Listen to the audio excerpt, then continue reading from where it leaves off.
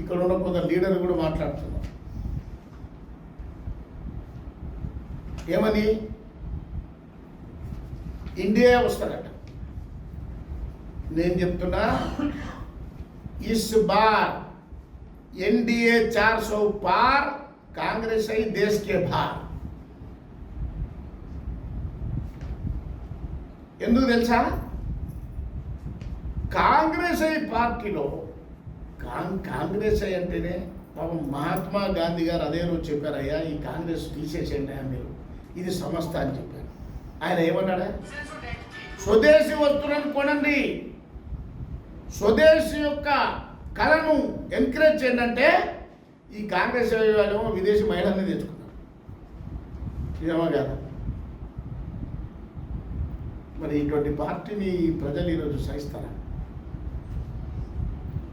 ఎక్కడ సహించే పరిస్థితి లేదు. నరేంద్ర మోదీ గారు ఏమన్నారు?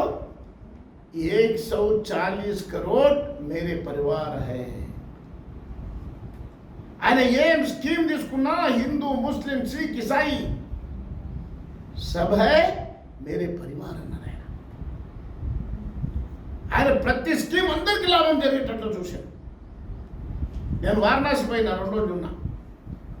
మీరు ఆశ్చర్యపోతారు. నేను చెప్తున్నా కదా, కన్నీ విని ఎరగనటువంటి మెజార్టీతో గెలుస్తాం. ఇక్కడ కూడా పాలమూరులో 1,00,000 ఓట్ల మెజార్టీతో భారతీయ జనతా పార్టీ డీకే అన్నమ్మ గెలవబోతుందని చెప్పేసి మనం